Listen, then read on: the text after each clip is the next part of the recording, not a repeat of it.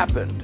All in all, Ptolemy secured before his reign, or during his reign, some 280 to 350,000 scrolls and manuscripts, constituting at that time what has to be and what was the most valuable collection of scientific and spiritual data in the known world. Ptolemy himself was said to have been a scholar of sorts, or at least he was a wannabe. But he had the same Greco-Roman delusions of grandeur, where he wanted to be declared a god.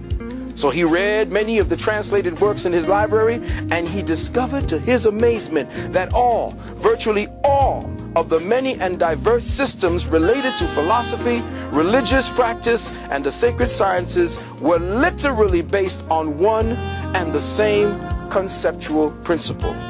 The evidence in the library showed without a doubt that all of the ancient sciences, religions, and philosophical writings were based on but one grand, and for our purposes here, African cosmological unity, which in itself had a legacy that pointed to a time even before most ancient, more African, let me just say, there is no place in the past that you could dig in that you will find your origin. Because you don't have an origin. You always was, always will be. And the problem is that every time we dig up and find Lucy, we're only finding a point in the reference of evolutionary consciousness. And that's where I'm going today. When we trace the evolutionary history of African spirituality to the time of its origins, we find documentation that reveals there was never a time that man was not. Let me say that again. There was never a time when man was not.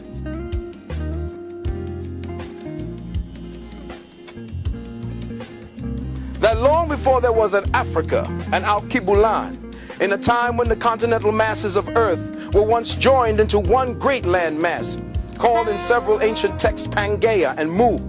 Ancient stone tablets, scrolls, and manuscripts hidden within the underground vaults of the Vatican and in the vaults of major European and Arab-controlled museums say that the earth was once inhabited but by one people, us, from one source, Sirius Mu, whose remnants can be found in the floors of the Atlantic Ocean, under the ice of the Antarctic and the North Pole, in the waters off Cuba, in the waters off the Gulf of Mexico, and in central China, as well as off the coasts of Japan. All of the above being remnants of a great global catastrophe, and that the survivors of this cataclysm were the indigenous peoples who today call themselves the Twi, the Bantu, the Yanomamo, the aboriginals of the so-called Americas, Amexem, off of the Fiji Islands, Papua New Guinea, and the Australian continent. The libraries of Alexandria showed that all the ancient religious philosophies were based entirely on the astrosophic principles of the grand cosmic cycles of unity. That all so-called races and nations of the earth, from the original blue-black, purple-black, to the brown-black, and yes, even the green-black melanated peoples, worship cosmic deity under one grand harmonious system. And here's a note. Akhenaten was not the first to postulatize to the notion of oneness of the Creator. He simply resurrected an ancient concept older than Kemet itself. Ptolemy unknowingly gathered together this evidence of the one original system of cosmic unity into one of the greatest centralized repositories of religious, spiritual, scientific, and metaphysical information known at that time. All the evidence showed that this grand unity of spiritual, theological, science, and worship prevailed in principle throughout ancient earth. That is, until the 4th century AD. Beloved brothers and sisters, mark this time very carefully and pay the closest attention, because it was in this century that what we now refer to as African spirituality came under the most relentless, brutal, and debilitating attack. The war against the arcane sciences of our ancient Afro-Kemetic masters, or better yet, the war against evolutionary consciousness, began under the organized leadership of a man named Constantine, the so-called Great. Constantine, the founder and first Pope Caesar of what became known as the Roman State Church of Christ and Christianity. Many historians claim that the first popes of Catholicism were black, and rightly so.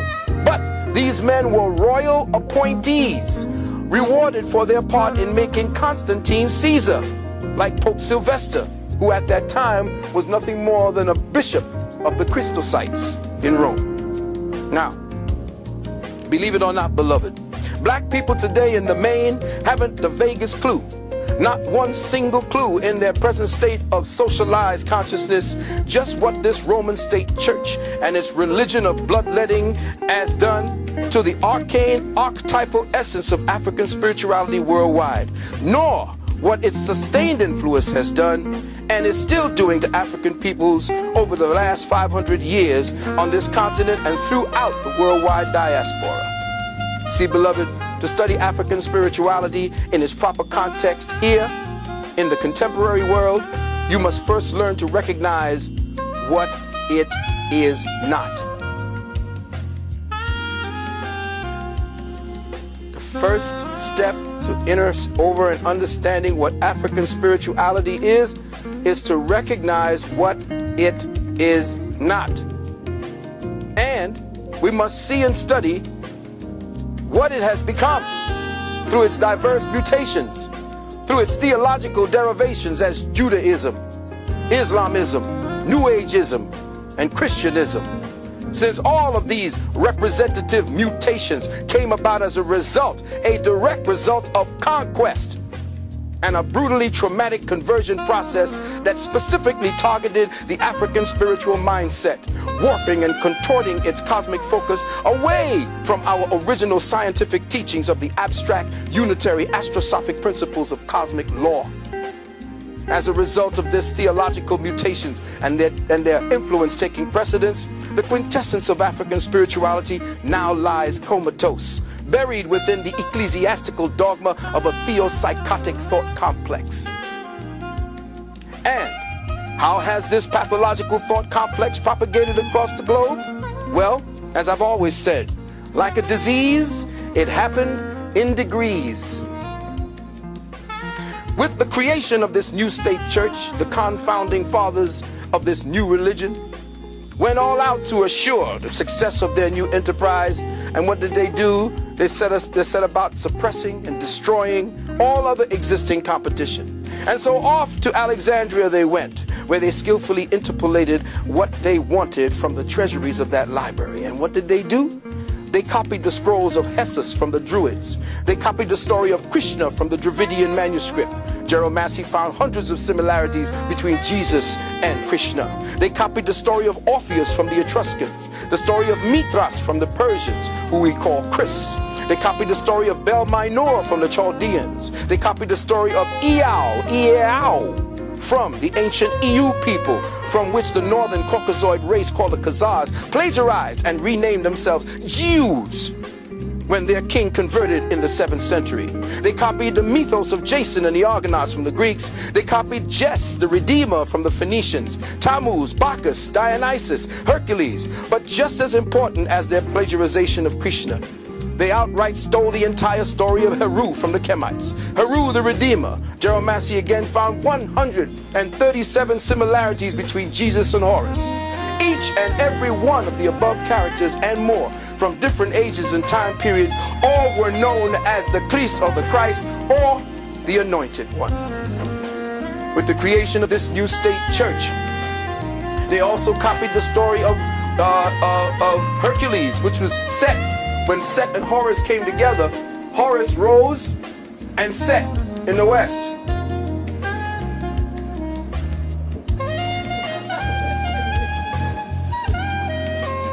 Yes, my beloved Christian brothers and sisters, I'm talking to you now.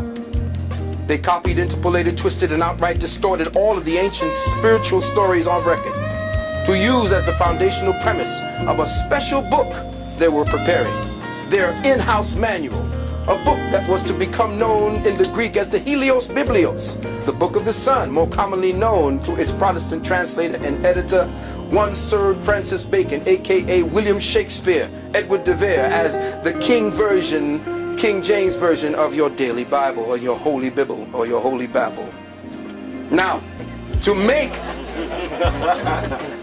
to make their distortions of the African spiritual sciences less conspicuous and less recognizable to the more diligent inquiring minds, they made the Bible into an ingeniously well-crafted work of, listen carefully, fables factualized, allegories literalized, symbols personalized, drama historicized, and cosmic forces anthropomorphized. Let me say that again.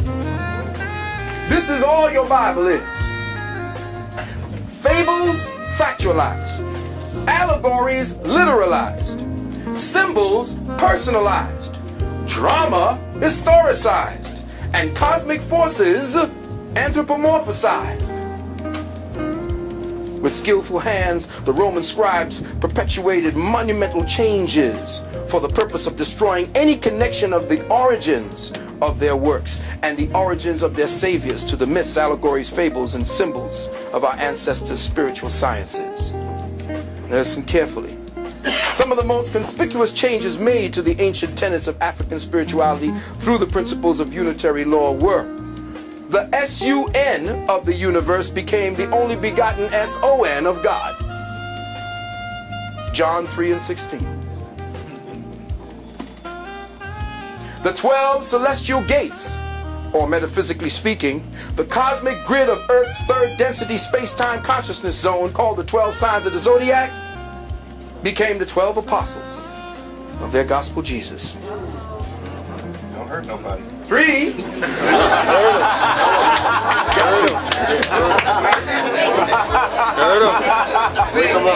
the pain. I got to hurt some Christians up in here today. I'm sorry. Bring the pain. Sometimes the truth cuts, you know, but it takes a little time to bleed. You may go home and all of a sudden you're starting to bleed, and what happened? 3. The Afro-Kemetic and Dravidian principles of the redemption of man through the reincarnational cycles were ordered removed from the spiritual literature of the Bible. No longer would redemption through cycles of physical rebirth, where the soul undertook its own personal, deliberate biospiritual effort to transcend, where the human mind would use its focus, intent, and attention to alchemically transmute the cellular molecular genetics of the atomic temple through the disciplined retention of the man's sperm seed and the disciplined retention or stopping of the monthly loss of vital blood essences and eggs by the woman. No longer would this eternal science of the ancient masters constitute the higher paths to personal redemption. No, no longer. Instead, redemption, according to the Roman State Church, became a vicarious and literal blood sacrifice, a blood-bathing, blood-drinking, blood-washing process where any criminal, be he murderer, child molester, lawyer, or political despot, could be cleansed of all their evil and sin and achieve unilateral forgiveness and absolution. The one condition for this ticket to paradise being that they only have to be washed in the blood, accept and believe in a personal Savior who was brutally murdered and then physically resurrected to save all our asses.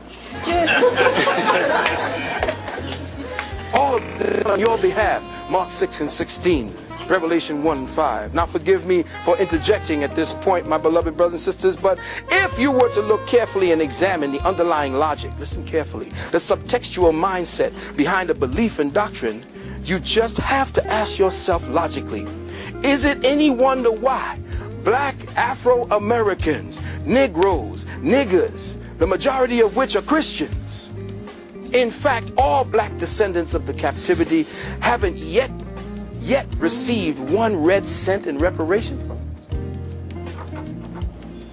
It's simple. Let's connect the dots and see why. By black people, Negroes, accepting the doctrine of vicarious atonement. Vicarious atonement means somebody else save your ass. Just worship and believe, and you will see the kingdom. Because God, Jesus, got your back.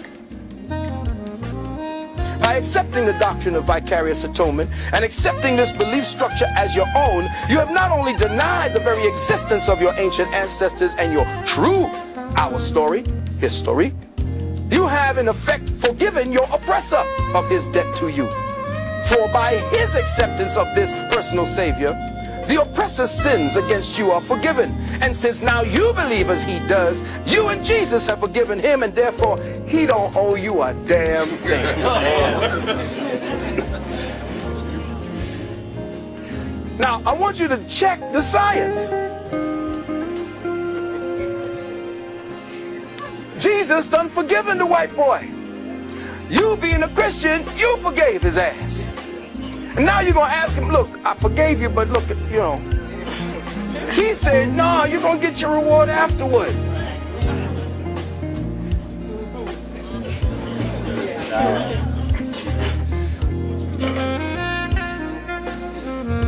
Now remember, since Jesus the Christ is a fable, and your government is one nation under that fable, their God, your acceptance of his existence puts you into the fable or the speculation as well. Thus you have no history, no ancestors, no nation, but the one you have now believed you. Now this one thing you have, the one you now have, the one he gave to you through your acceptance of the fabled Lord Jesus Christ. Once you say, I am washed in the blood, that's the blood of your ancestors. This is what the metaphysical underground calls being caught up in the matrix. You see, indigenous melanated people do not see that the European has structured his present paradigm after the Shatar law of the imposter Jew. This government is a quasi-theocracy where your belief in the system makes it real.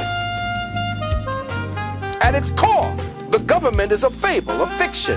It is a direct reflection of the Roman state church fable. If you buy into one, you have automatically bought into the other. Now let's take a short look at the forming of the early church. Christian Bible says, by their fruits shall you know them. Let the church say, amen. All right now.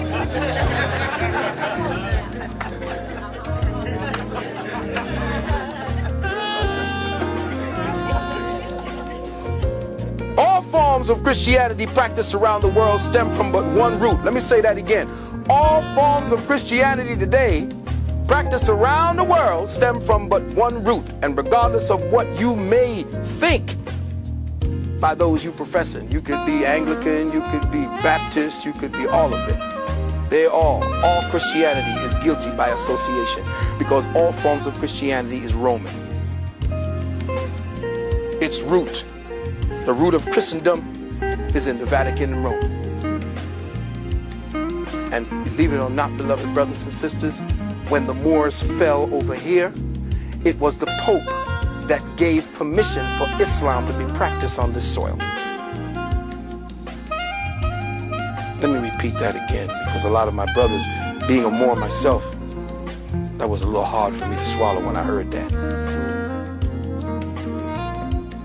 Muslim religion, quote unquote, Islam, the Pope gave permission for it, just like the Pope had to give permission for Nam Myoho Renge Kyo to be practiced here as well. Because the Pope is the ruler of the planet. Period. He overrules all law. Period.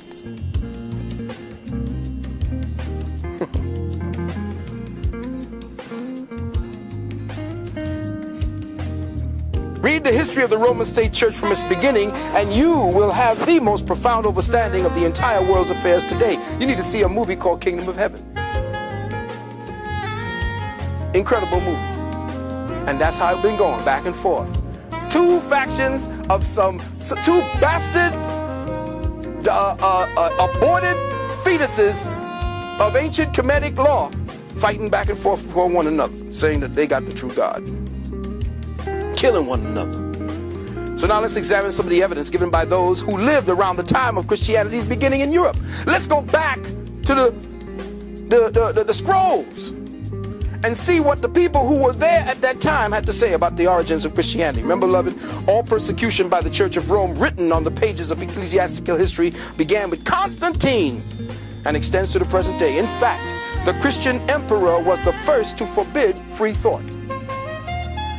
And Christian priests were the first. Christian priests were the first. Let me say again, Christian priests were the first to burn books.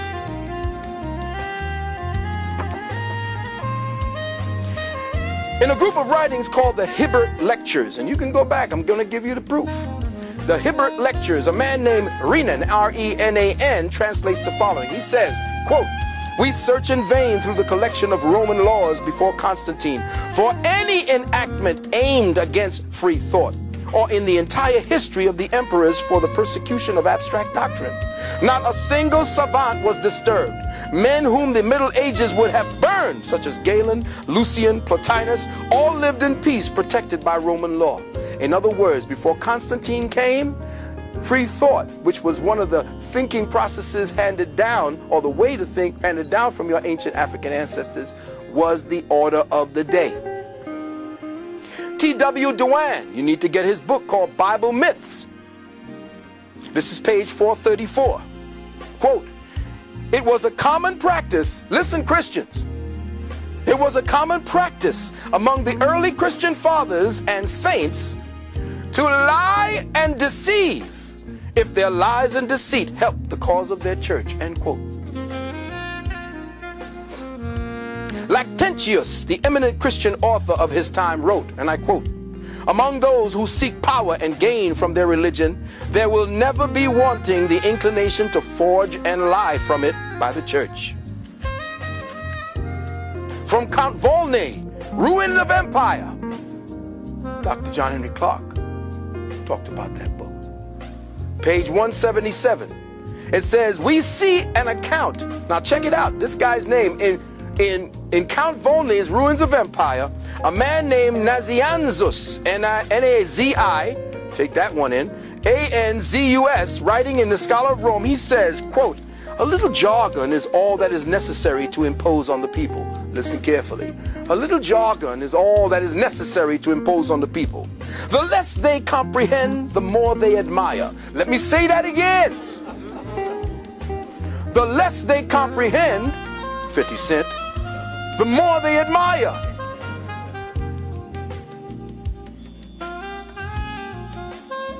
Our forefathers and doctors have often said, not what they thought, but what circumstances and necessity dictated, end quote.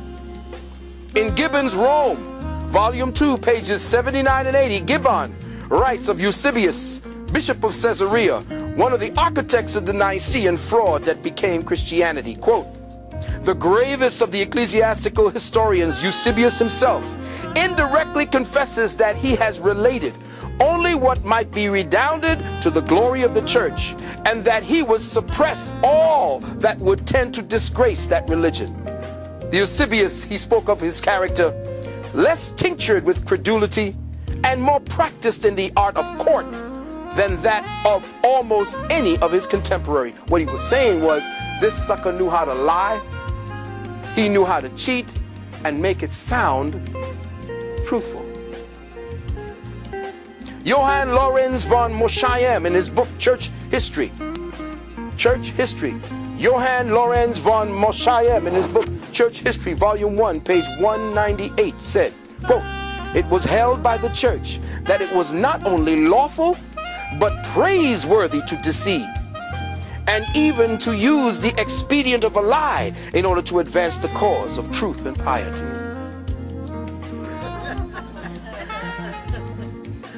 The historian Besobre, in his history, this is French history, Histoire de Manichee, he says, "We see in the history of Christianity, of which I have related, a sort of hypocrisy that has been perhaps too common at this time. That churchmen, listen, not only do not say what they think, but do say the direct opposite of what they think.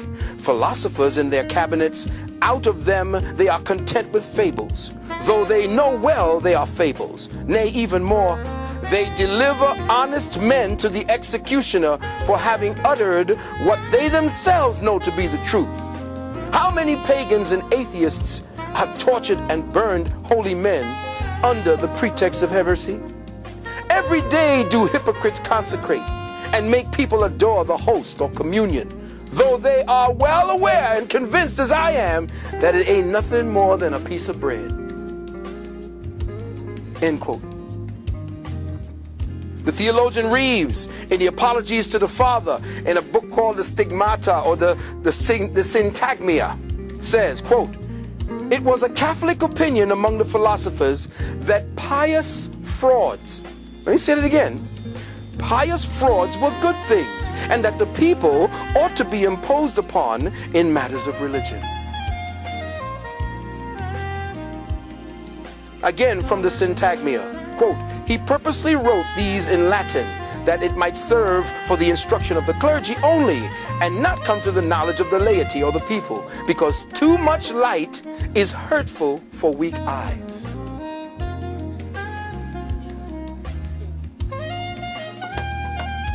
T.W. Dewan, again, there can be no doubt, listen carefully, from the evidence found, that had the objections of Porphyry, Heraclius, Celsus, and other opponents of the Christian faith been permitted to come down to us, the plagiarism of the Christian scriptures from previously existing pagan documents is the specific charge they would have resented or presented by us, or to us. These works were ordered burned by the Christian emperors. And now, beloved, in the final stages of my contribution to this theme, I would like to offer the following. And I'm a little reticent about having to use the following example as a qualifier for what I have presented, but in this case, necessity overrules prudence. In his book, Origin of Species, Charles Darwin spoke about a man who took care of a large flock of birds, namely pigeons. Now listen carefully. I want you to listen very carefully. I want you to just put aside, well, you can't help that, because if you're really listening to me, you're not thinking. Do you know that? Do you know how you can stop your thinking? By learning. Learning stops thinking. Let me say that again. Everybody want to go into all kind of meditations? You don't need to go into Om and all that old nonsense. Just start learning. Because right now you ain't thinking. Think about that.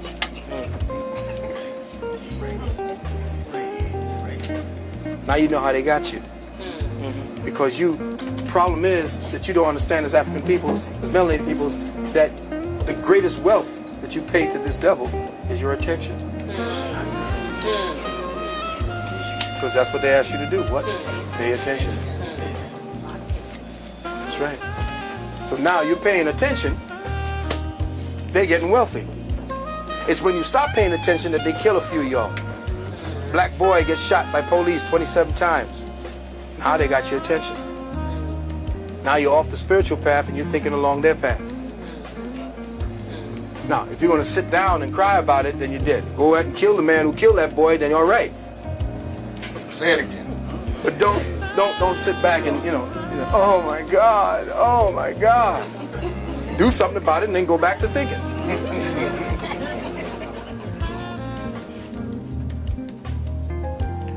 In his book, Origin of Species, listen carefully now, Charles Darwin spoke about a man who took care of a large flock of birds. They were pigeons.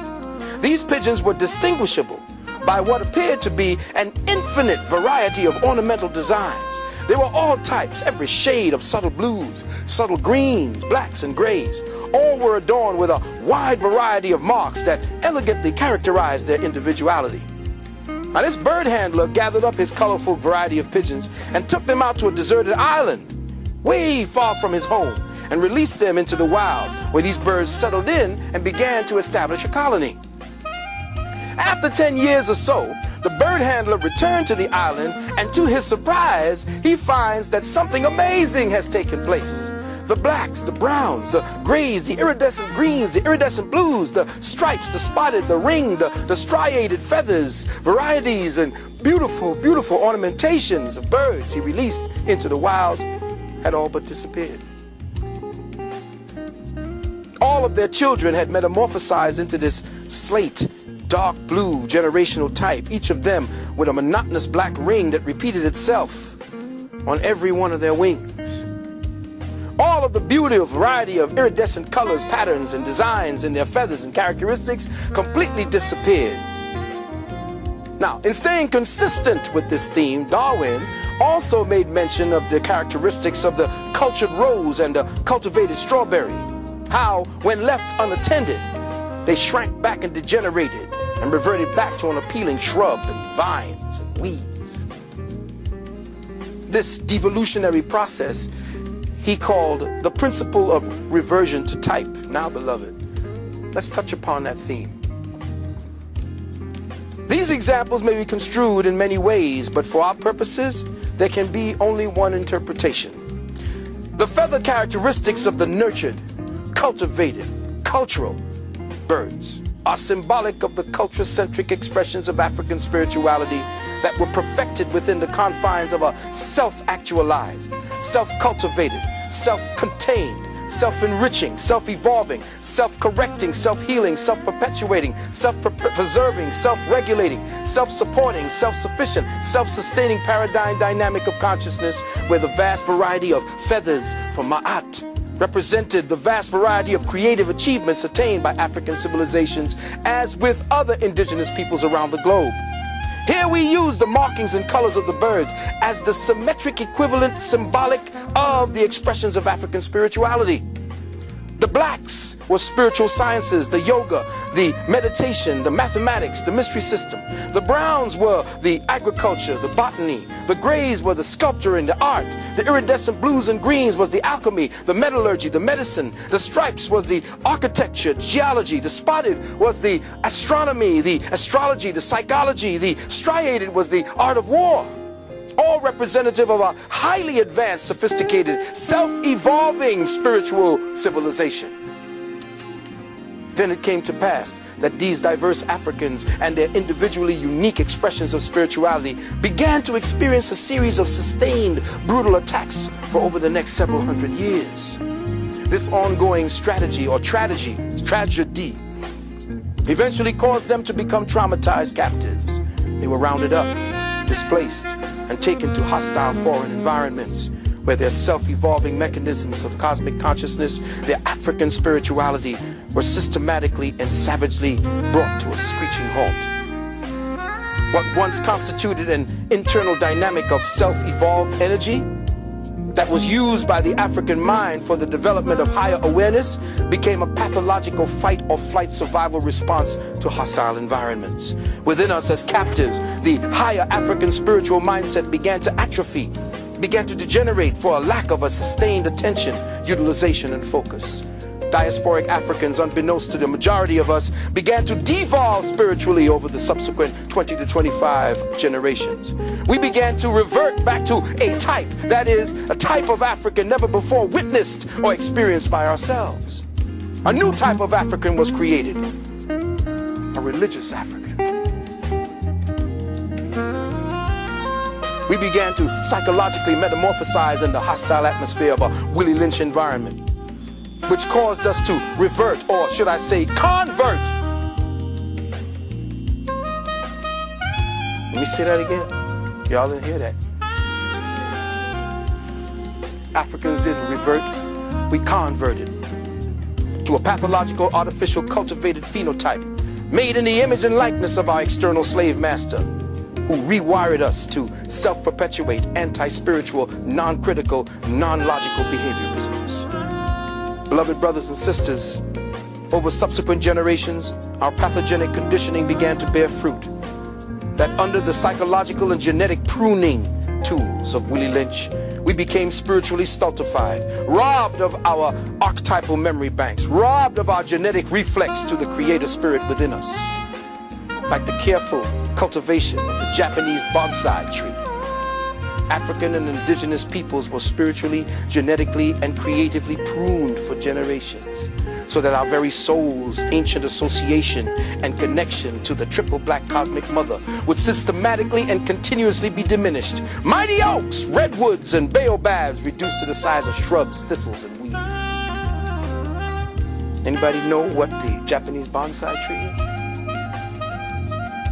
You can turn an oak this size. All you got to do is just keep pruning it. And that's who we are. Well-pruned bonsais.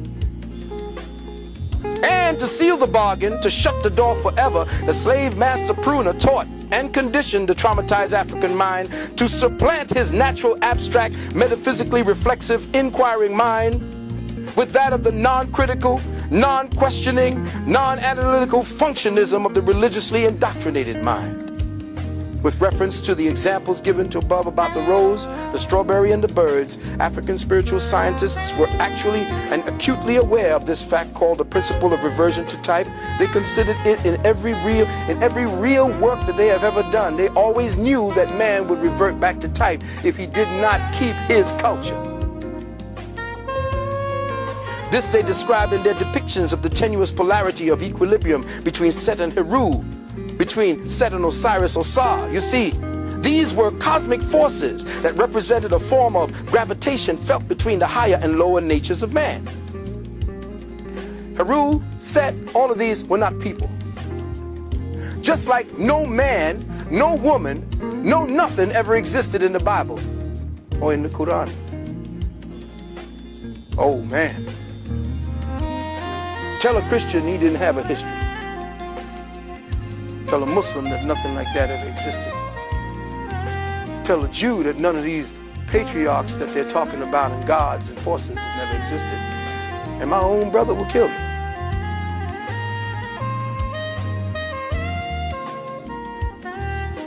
Our ancestors saw this tendency towards chaos, atrophy, disequilibrium, and degeneration as a deeply rooted active principle that they had to resist because an overindulgence in their lower natures kept them trapped within continuous cycles of regeneration and reincarnation. All that said, when looking at ourselves today, how do we describe what we see? How do we describe and define this new paradigm mutation of the archetypal African spirit? Who is this pathogenic devolution of African spirituality? Who is this doppelganger, this schizophrenic twin now identified as a Negro, an ex-slave, a nigger, a black, an African-American, an Afro-American, a minority, underprivileged, undereducated, underclass, Muslim, Hebrew, Israelite, a Christian? All of the derogatory terminologies that we in our state of spiritual amnesia have come to claim as our own identities, terminologies, substituted for our rightful classifications as the dark matter father and mother of civilization, the cradle of civilization, astronomer, astrologer, scientist, doctor, alchemist. But you're a Christian now. You're no longer a mason, a sculptor, a scribe, a botanist, an agriculturist, a geologist, an architect, a psychologist, a warrior, a Kemite, Kushite, Ashanti, Dravidian, Olmec, Mayan, Moor, Twi, Bantu, Zulu, Yamakra, Yamasi, Creek, Seminole, Sumerian, Atlantean, Lemurian. You see, beloved brothers and sisters, today religious-minded Africans and indigenous peoples, both here and on the continent, have a genuine deep-seated paranoid schizophrenia of actually being associated with the above descriptions of our ancestors. None of y'all want to say that you're African. None of y'all want to say that you're from there. Kemite, you Egyptian? No, the Egyptians held us. They held the Jews in slavery. They even got black people in the Hebrew Israelites really believe the Egyptians did that. But if they look at their books, the Jews have always been in bondage because Jews, quote unquote, in the Bible never existed. The Jew is simply matter. Let me say that again. The Jew simply means matter, that which is bound up in matter, that which is bound up on the third density. So Jews always going to be in captivity because Jews represent the spirit bound in matter. That's it. No big to do, no great big story to go, no worry about parting the waves and all that bullshit. The Red Sea is your blood. The Israelites are your genetics. Most religious-minded black people have developed disassociative mentalities and get rabidly indignant if you dare to say that they are Africans 500 years removed. Negroes like Stanley Crouch, who know for an unequivocal fact that they are Americans. Always were and always have been.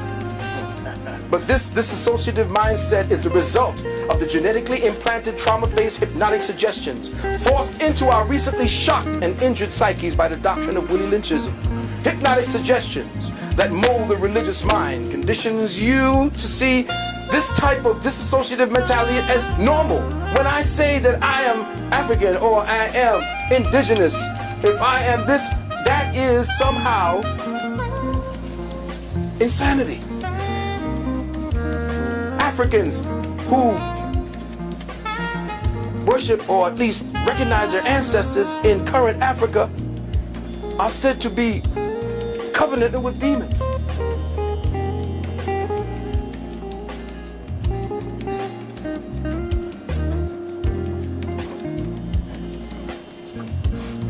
Any thought that entertains the fact that you are an orphan of African spirituality and consciousness is met with a discernible disturbance, a kind of queasiness deep in your chest and your bowels, doesn't it, Christian? Isn't that how you feel, Christian? You feel a kind of queasiness when I say you're African. You kind of start getting upset because the Jesus demon starts working you. This is the artificially created fragmented psyche kicking in. The altered state artificially created by trauma and the combination of hypnotic suggestion. So when I say to your religious mind, that altered fragment of your traumatized African psyche, that no such person as the God-man Jesus ever existed, no apostles, no Moses, no Paul, no John the Baptist, no Adam, no Eve, no Noah, no Mary, no Joseph, no Isaiah, no John the Revelator ever walked amongst your true historical ancestors in the flesh, immediately your learned hypnotic-induced defense mechanisms kick in and forces a complete shutdown of all critical thought and thinking, causing a complete theocratic blame lock. Ooh. Yes. My beloved brothers and sisters, in closing, I'd like to bring 2 points. 1, African peoples, in fact all indigenous peoples, were once guided by a cosmic spirituality cultivated from an external relationship with Nature Mother and an internal relationship with Father Spirit. We mined and cultivated from within ourselves the most beautiful, wondrous, and exquisite treasures from the realms of dark matter consciousness that still stand as eternal testaments, unmatched on the soils of North America and South America, Africa, China, Europe, in the depths of the Atlantic and the Pacific, under the ice caps of Antarctica and the North Pole, and yes, even in the semi-desolate plains of the planet Mars, and on to the moons of Europa and Titan. These monuments, carvings, and papyri persist as eternal declarations of the quintessential creative African spirit. But brothers and sisters, what in the Creator's name have you erected since? What have we created? What testament to cosmic intelligence and our spirituality have we recently etched in stone or ascribed onto papyrus? What last names have we turned? When last have we turned lead into gold? Or communicated with our ancestors, nay, with our progenitors on Sirius and Orion, now that we have reverted, or rather have been converted to a type, now that we all got religion. Brothers and sisters, language, as the brother said, is the rudimentary instrument or system for encoding the perceptual measurements of time, space, and dimension. This is precisely why our ancestors were so meticulous in their use of expressions of the letters and words and language. This was especially true of the Dogon people. In the Dogon mystery system of occult science, knowledge, understanding, and their natural evolution into wisdom were arrived at through synthesis of 4 psycho-spiritual principles of attention and discernment. These 4 psycho-spiritual principles were called the Gidi-So, the Beni-So, the Bolo-So, and the So-Dai. The Gidi-So was the front word, the Beni-So was the side word, the Bolo-So was the back word, and the So-Dai was the clear word. And what's happening today is you only know how to learn the way the white man taught you, with the front word. That's why our brothers and sisters started saying you frontin'.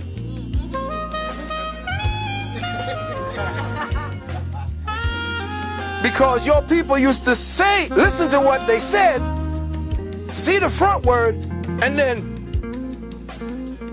look at it from the side, and then look at it from the back, and say, you full of shit. Because all of what you have said don't jive. It ain't 360. That's why they took your tongue, like the brother said. Because it was not the clear word. After the three sides were seen, then it was clarity. And there is no clarity in this language. That's why I have to use all kinds of weird, different kinds of interpolated, patched together words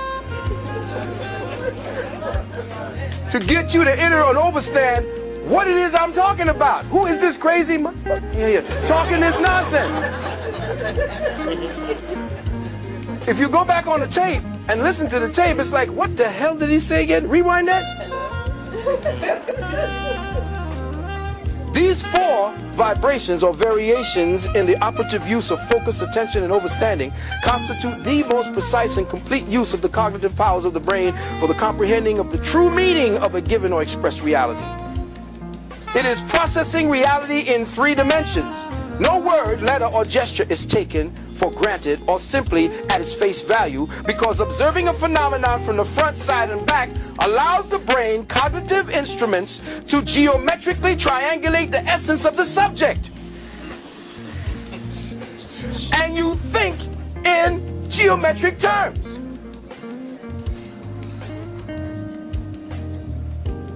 So you get a depth of word beyond the observed and into the intuitive.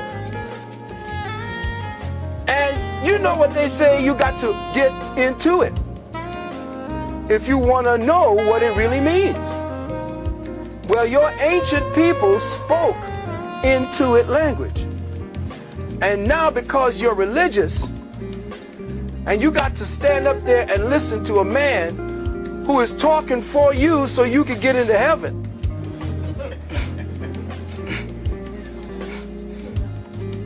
Now that's some deep shit. You gotta think about that. That's right.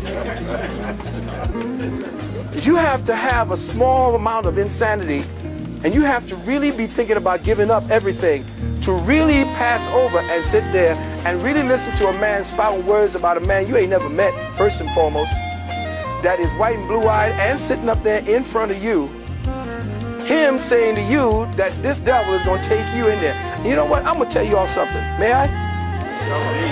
I'm going to try to slip past here. And I'm going to say something that scared the hell out of a few people when I said it the last time.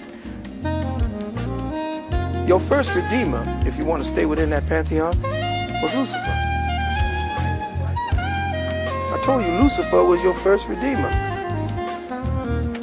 Now, I told brothers and sisters that as soon as a cracker tells you to run from something, run to it.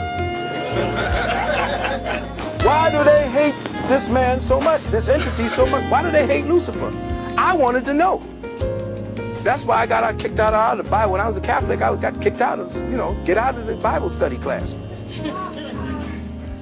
Lucifer was supposedly this beautiful creation. From the hand of God. God took the time to mold this bad boy. And now we're supposed to run from him. His name, Lucifer. Light. That's why they named Lucy, Lucy. Because it shined a light into a past that the cracker never had, never knew. And the first name was not Lucy, L-U-C-Y, it was L-U-C-I. That was the first spelling before they changed it. Lucifer, and here I am talking to the devil, so I know y'all gonna tell me I'm damned to hell. Lucifer was your first redeemer. How was he your first redeemer? He was your first redeemer because he came into the garden and got y'all out.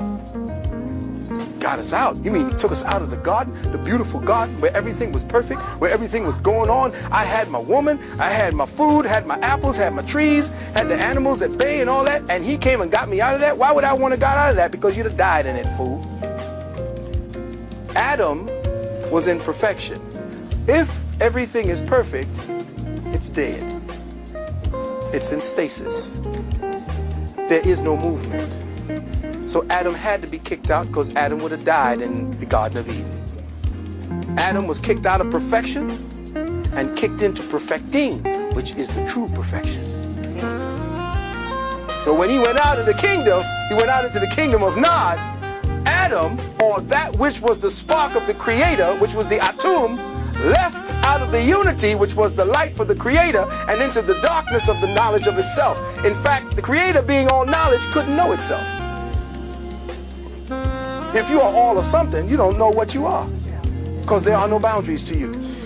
So the Creator knew that it had to create boundaries to know itself. And in so doing, it created a sphere, a unitary self. One element called the hydrogen atom. There is no other element but that. You are nothing more than variations on a hydrogen theme. And that's who you are. The hydrogen was Eve, Adam, and the garden. So out of that, Lucifer comes in. And who does Lucifer come in as? A snake. The serpent is what? The symbol of what? Fecundity, fertilization, life, electricity. Because sitting in the garden being perfect. Perfect. What do I do? Ain't nothing to do when you're perfect, man. He's boring as hell up in there, man. So perfection was death. Perfection equals death. When cancer perfects itself, you die, it dies. So perfection equals death. There is no perfection in anything, even in the Creator. That's why we exist. Whoa, that just takes it all apart now. Oh hell, what does heaven look like if there's no perfection in the Creator? See, heaven is what we project it as. The Creator is still learning. The Creator keeps coming back as a child because it has the mind of a child. Let me say that again. Ye must be as little children. See, the metaphysics of the Bible is never talked about. It's never touched on, because once that happens, the threshold of the ceilings of religion die, and therefore your priests die. And when every priest dies, when the last stone of the last church falls on the last damn priest, humanity will rise.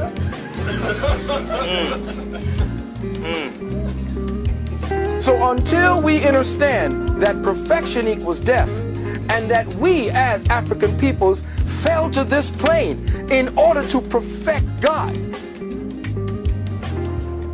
now you know you got a job. Before you thought you was unemployed.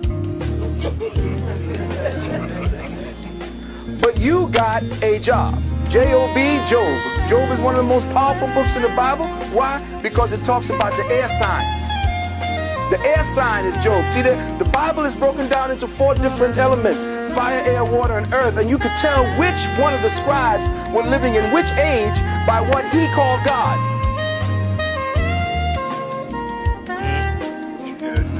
See, the Bible is slick because it's a composite of over 350,000 years of information. And you thinking that it's just some cracker or some big bearded old white man writing down something for the Jews. The Bible was written in stages over thousands upon thousands of years. And when you see in the age of Moses, that's the age of earth, the earth age, or earth age moving into an air age or fire age, because that's when he killed off the cow. The cow is what? Taurus. The cow is the what do you call it? So he crashed the golden calf, which means that's the end of the Taurian age, and we're moving into the age of Aries. In some of the old Bibles, Moses came down off the mountain with horns. It's all astrology, and anybody telling me different, both in Muslim, which is Muslimism, is nothing more than Islam, I-S-L-A-M, I self-law and master, which was science, not no goddamn religion. Our brothers and sisters are lost. Religion, the minds is gone, because that's a cancer. Religion was the Willie Lynch cancer seeded into your genetics. And until you close that book and we have a big bonfire burning Bibles, burning Qurans, burning Torahs, we got to get our people out of the religious mind, or else if we keep them in religious minds, the cracker gonna run it from the Vatican. And let me tell you something about this war going on overseas. The problem that you didn't understand, you see, you're not looking at it from outside the box. This is not a war between governments. This is a war orchestrated by the clerics of the planet. Let me say this again. This is a war orchestrated by the high priesthoods of the planet. And I'm going to prove one time to you how that is. Back in 1996 or 96, the Vatican held a summit meeting of all the heads of all the religions on the planet in the United Nations. And they said that humanity is lost. Why is humanity lost? Because we don't have them anymore. Why? Because humanity is becoming independent. Why? Because they are becoming smart. They got their own computers. They're thinking for themselves. They're breaking off. There is no more fear of God. Therefore, no more fear of us. What must we do? Well, we must create situations that bring that fear back to them. 9/11. When 9/11 came, amongst other mitigating circumstances, when 9/11 hit, more people ran back to the churches, the mosques, and the synagogues at that time than at any other time within the last 10 years.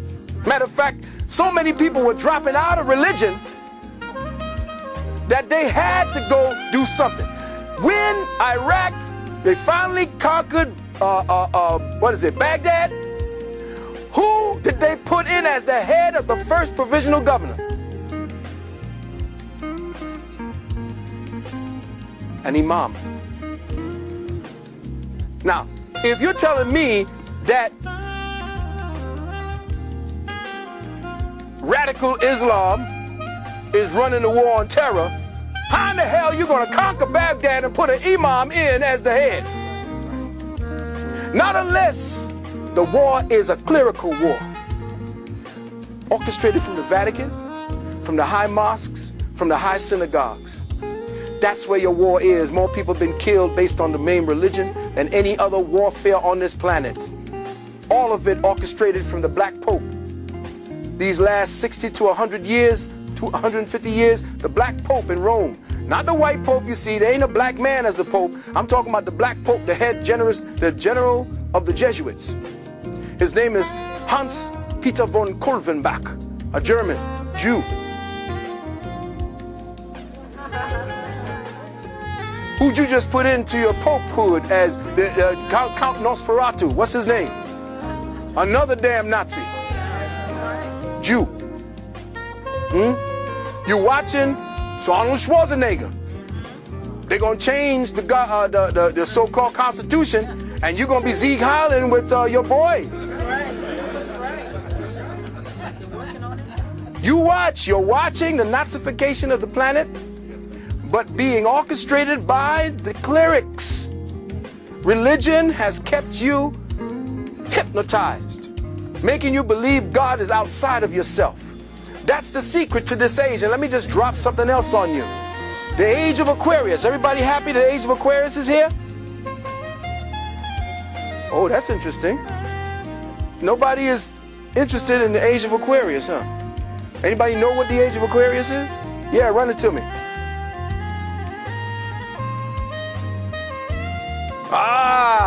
Anything that's hidden will be known. That sounds very nice. But the age of Aquarius in the first stages is the age of faggotism. Oh, y'all didn't know that, did you? Oh, you see, y'all thinking, oh, this is the dawning of the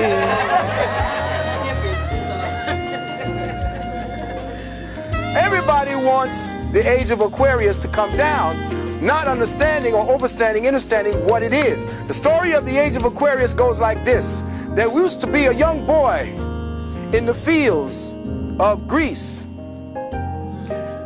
Listen carefully. I know you don't like where it's going, but it got to go there. A young boy of 15, 14 years of age, tending his father's goats. His father was a Trojan warrior, a general. The goats. Listen to me. Zeus, the almighty God from Olympus, looks down upon this boy and sees that he is fair. Goes down and snatches this boy. His name is Ganymede. Snatches the boy Ganymede and takes him and rapes him continuously. You are fair. I love your behind. Give me your behind. Give me your mind. Give me your behind. So he says, oh, you've been so good to me. You've been so good to my members. I'm going to pass you amongst the other guys. So he passed him amongst the other guys. And they took him and raped him and made sure he was theirs. This young boy named Ganymede. Now for his reward, he was given a cup. He became the official cupbearer of the gods of Olympus. Now the Illuminati are known as the gods of Olympus. Flash forward to Snoop Dogg.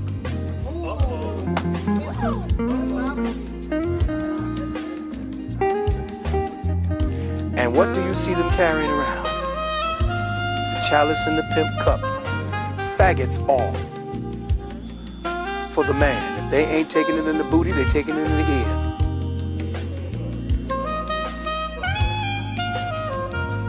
And you heard about the down low. So the age of Aquarius is the age of faggotry. This is why the brothers in Jamaica, Buju Banton and the rest of them were attacked for coming out on the Batiman. Because the big body hole will be your God. And don't believe anybody who's just saying, I'm bi-curious. Brother, you're not bi-curious, you're a faggot.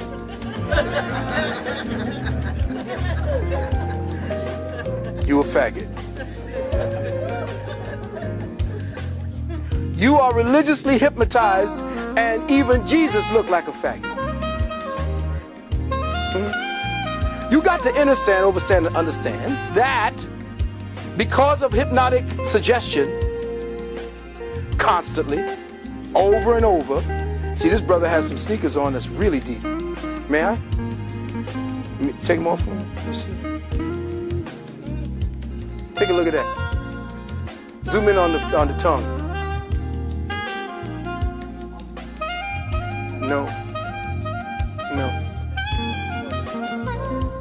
The backward star is the star of Lucifer. It's the goat. It's the goat of Mendes. Symbol of the goat of Mendes right there. Horns with the ears. I want you to check out also. I want you to check out your, who got a Dodge Ram truck here? Check out your Dodge Ram symbol. They tell you it's actually a ram, but they were slick because the shadow in the ram's part is a goat. It's deep. They keep bombarding you, telling you who's real and who's not. The ones controlling you and got all the power worshiping Lucifer. You dead, broke, poor, ain't got shit in your pocket, and you worshiping who? Jesus.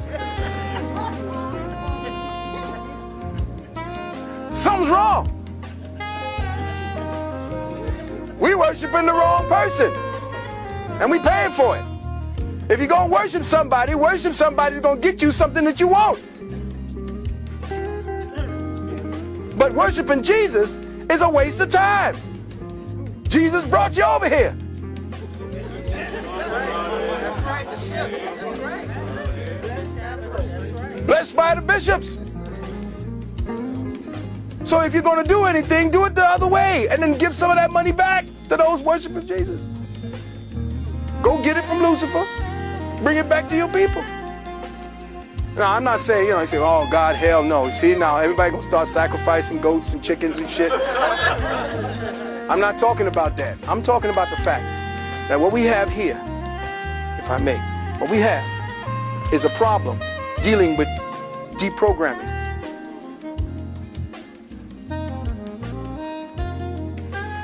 Listen carefully. You have been codified. Do you know that the government right now is attempting to barcode every animal on the planet? They already have half of them done. Our organic minds have been slowly acclimated to live and breathe only in virtual environments.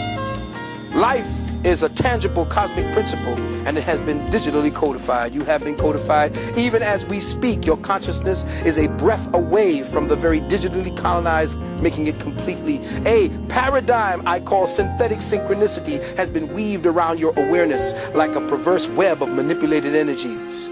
This perverse consciousness web vibrates within an electromagnetic yin-yang polarity and manifests as twin dynamics. In the yin of synthetic synchronicity, it represents itself as a newly evolved species of consciousness we call virtual reality. Virtual reality has spawned its own subspecies called, oddly enough, the web, the internet, satellite cable TV, DVD, Palm Pilot, Ethernet.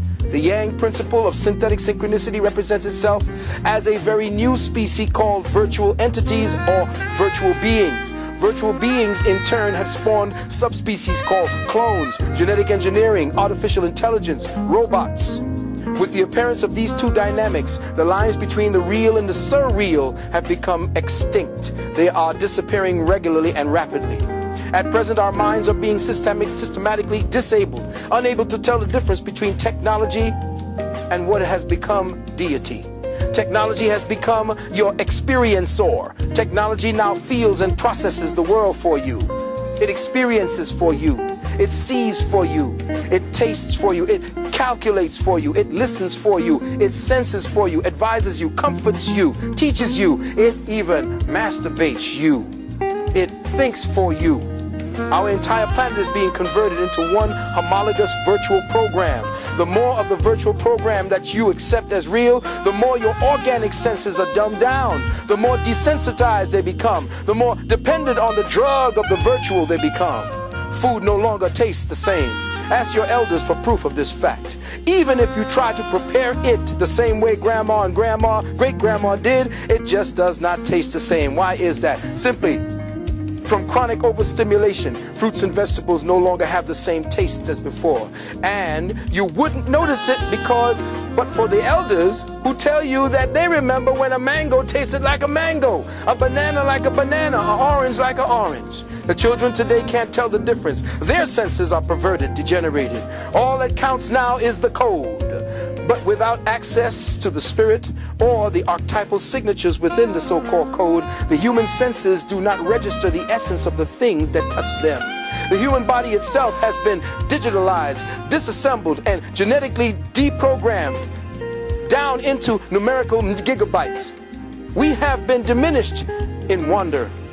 This marvel that we are, this mystery, this molecular temple to the highest manifestation of cosmic intelligence has been trivialized into a cellular schematic of dots, dashes, and nanoglyphs. We have become the symbol of what was once real. The body has become an icon of its own self. The human mind and its senses in the brain are slowly losing its ability to experience, process, or recognize the organic world. We no longer process experience or recognize the real. We no longer savor the scent of real air, recognize the taste of real water, relinquish or relish in the taste and the texture of real earth, experience real clouds, experience the resonance of real words, harmonize with the melody of real voices, interface with real touch, real feelings. Does everybody remember the movie The Matrix? Do you remember when Morpheus took Neo into the construct and Morpheus responded to Neo's question, "This isn't real"? Morpheus quickly replied, "What is real? How do you define real? If you're talking about what you can feel, what you can smell, what you can taste and see, then real is simply electrical signals interpreted by your brain." Now, keep these words in mind, beloved, because it is through the electrical components of your brain that your consciousness is being accessed. Neo asked prior to this last question, "Right now we're inside a computer program?" Morpheus said, "Is that really so hard to believe? Your clothes are different. The plugs in your arms and heads are gone. Your hair has changed. Your appearance is what we call a residual self-image." Is this the mental projection? It is the mental projection of your digital self. The world that we think we see and mentally process is actually a residual projection of intercepted light. We, all of us, live and exist in a virtual continuum I call synthetic synchronicity. Synthetic synchronicity is a virtual projection of reality that has been interfaced with the organic light code impulses, that is, the cosmic codes of ascension that hold the archetypal hologram image of the evolving human in its course to enlightenment. Now here's what's happening now, beloved brothers and sisters. all that we see today, all that we are hearing today, all that we think we process is real, all you think is a sound of 50 Cent and the game and all of that, it ain't real. It ain't real. It's a virtual reality program, and you are plugging into it by your acceptance and participation in it.